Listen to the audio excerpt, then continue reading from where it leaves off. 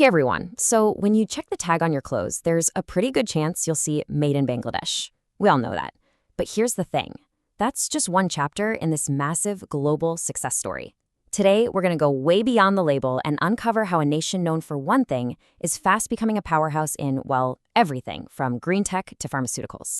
Let's just kick things off with a number that tells a story all on its own. $48.28 billion. That is how much Bangladesh is on track to earn from merchandise exports just this fiscal year.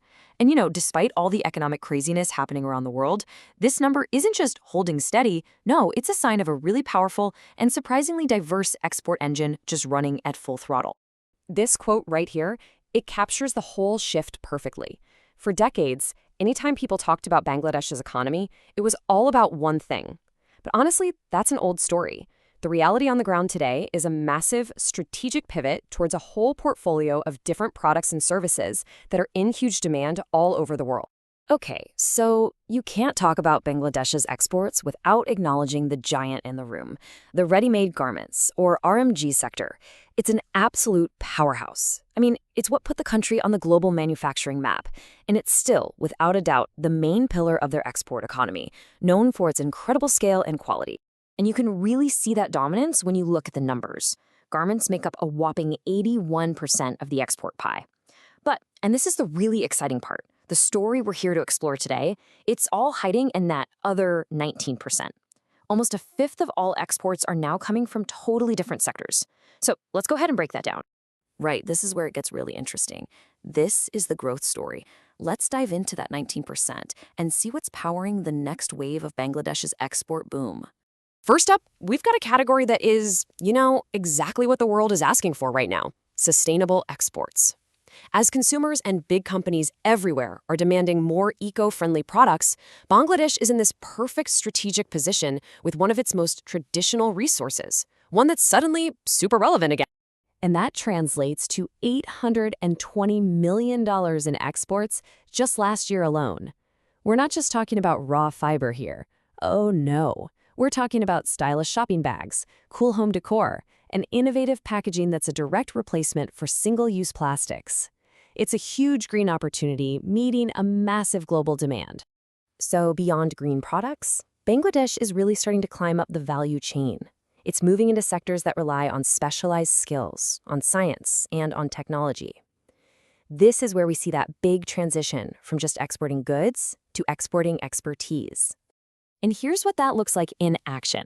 On one hand, you've got this booming tech services sector, bringing in over $724 million, exporting digital skills all over the globe. And then, at the same time, the pharmaceutical industry has more than doubled its exports in just 7 years, shipping out pure scientific innovation. This isn't just random growth. It's a strategic expansion on two totally different, high-value fronts. And believe me, the list just keeps on going. From high-quality leather goods and footwear to frozen seafood, to processed foods for communities abroad, ceramics, even bicycles. Every single one of these sectors is another layer in this expanding portfolio, making the whole economy that much more resilient and robust.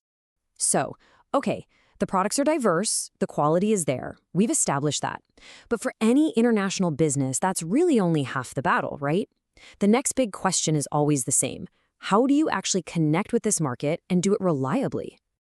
This is the key question, whether you're an importer looking for new suppliers or you're a local exporter trying to reach a global audience. Navigating international trade can get really complex, from just finding the right partner to handling all the logistics and compliance. So what's the answer? Well, to answer that, a whole professional support ecosystem has popped up.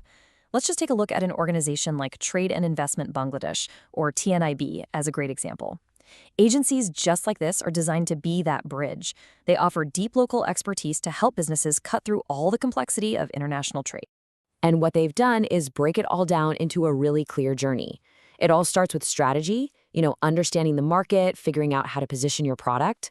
Then comes the really critical part: authentic matchmaking between buyers and sellers they've actually verified. And finally, they give you all the practical support you need to get the deal done, from the paperwork to the shipping. And behind processes like this, there's always a guiding mission. This sentiment here is so important. It really highlights that successful trade isn't just about moving boxes around. It's about building long-term partnerships, and being committed to each other's success. That is the foundation of any trustworthy global business. So let's bring this all together. What should you really take away from all this? Well, whether you're an importer looking for your next big sourcing destination or you're a Bangladeshi exporter trying to grow globally, there are some very clear keys to success. It really just boils down to this. For importers, success comes from being crystal clear about what you need and coming in with a genuine desire to build a long-term partnership, not just a one-off deal. And for exporters, the focus has to be relentless. Deliver on product quality, make sure you're compliant, and provide consistent, on-time delivery. When both sides commit to that, it works beautifully. And that leaves us with one final thought. With a world-class apparel industry now backed by this rapidly diversifying portfolio of goods and services, the question isn't really if Bangladesh is a major global exporter. The real question is this: could it be the next key link in your supply chain? Thanks for watching.